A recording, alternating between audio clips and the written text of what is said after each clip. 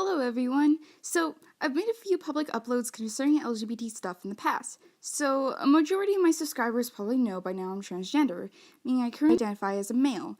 Now, some of my audience may be sitting there wondering, what's transgender? How does that work? Or have a very vague sense of the term. Well, today I'm here to explain that to you.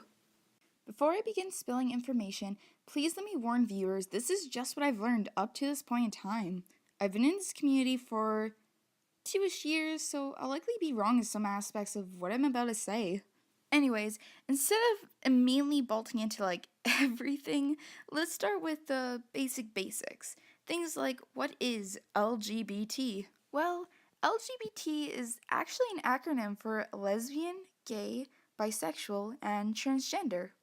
However, there's way more identities for the LGBT community than just those four. Those four are just the most well-known. This is often why we say LGBT+, to also acknowledge the others.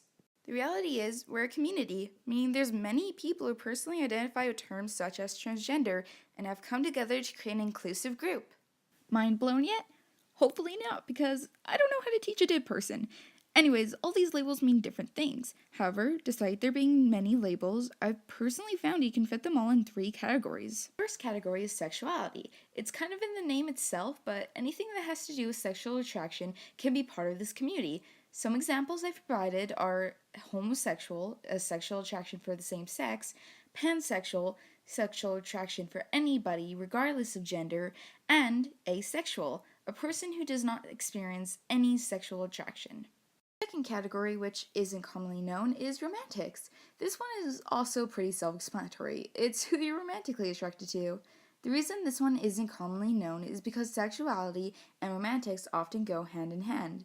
However, there are exceptions. Such exceptions may be aromantic, a person who does not feel any romantic attraction, and demiromantic, a person who only falls in love after forming a deep emotional bond. The third category, which is a little more complicated to explain than the other two, is gender. Most people think gender is what's between your legs, and if you're one of those people, well, I'm here to destroy that mindset. Gender in a general sense consists of 3 parts, just like the LGBT categories.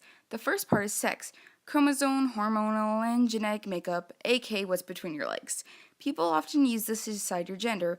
However, there's way more to it than just that, which leads me to the second part, gender expression. This is how it sounds, expressing either feminine or masculine, sometimes androgynous, aka gender neutral. Just because you're expressing a certain type, however, doesn't make you or somebody else instantly that gender. What makes you another gender than your sex is part 3, gender identity. Gender identity is how you see yourself. Nobody can tell you your gender identity, only you can know that. Anyways, to wrap up this video, let's end it with how to support somebody who's LGBT+. Just as a small caution, I'm not covering every way you can support someone. I'm just covering the 2 most important things people should be extraordinarily cautious of. First things first, never out someone. I don't care how angry you are or what the circumstances are, never force somebody to out themselves. This seems simple enough, but even things such as harmless jokes or using the wrong pronouns could put someone in a very dangerous situation. Heck, something that seems harmless to you could ruin somebody else's life.